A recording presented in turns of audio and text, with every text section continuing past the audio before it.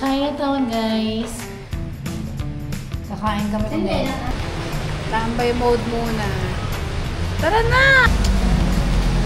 Saan dito? Hindi na. Ha?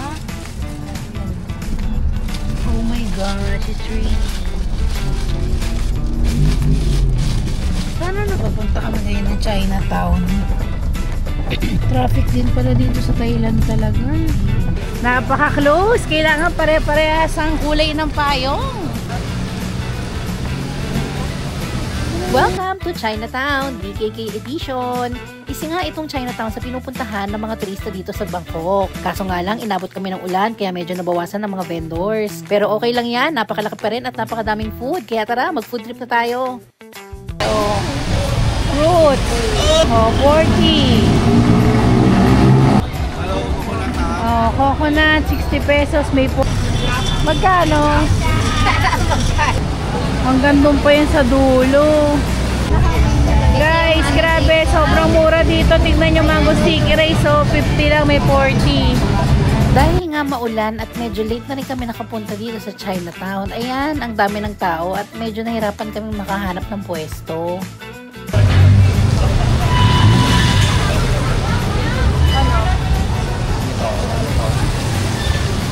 Madaling araw na nga to pero tignan nyo naman, buhay na buhay ang buong Chinatown at napakaganda ng mga ilaw. Ang dami talagang binibenta dito sa Chinatown. Parang nasa Pilipinas ka lang din. Tignan nyo naman ang ambience. Tapos inulan pa kami. Pero in fairness, masasarap talaga ang food nila. As in. Careful lang kayo. Make sure yung mga gamit nyo, guys. Nasa katawan nyo. Oo. Ayan, ako nag-belt bag na lang ako para nandyan lang siya.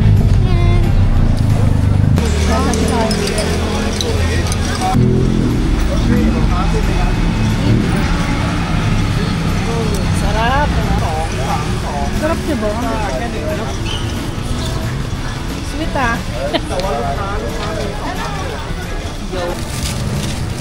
Ooh, thank you.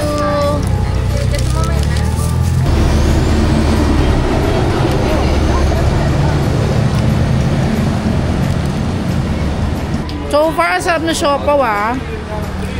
Hindi ko nga alam yung tawag dito pero in fairness, masarap din siya. Para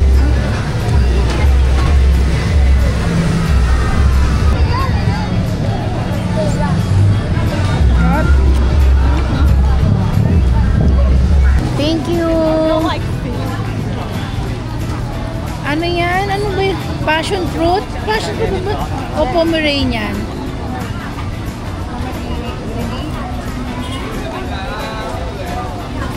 Okay lang. Healthy. sa lahat ng pupunta sa Thailand, naku, huwag niyong palalampasin tong roti. Ito ang pinakamasarap at worth it bilhin. Super sarap talaga nito guys. I-try niyo yung Nutella with banana. Yun ang champion.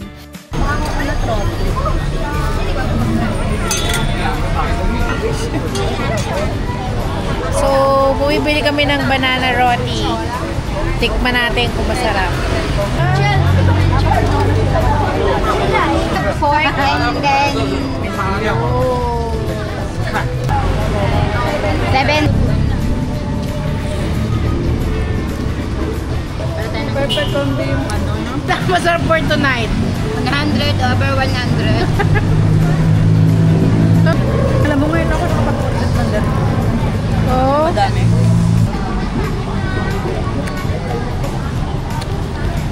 Bumili rin nga kami ng pizza guys para meron kaming snack pag uwi sa hotel. At syempre, hindi pwedeng mawala ang fruits.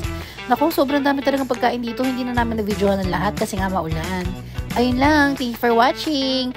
O para sa mga pupunta sa Bangkok ha, huwag nyo kalimutan pumunta dito sa Chinatown. Super mag-e-enjoy kayo. Bye!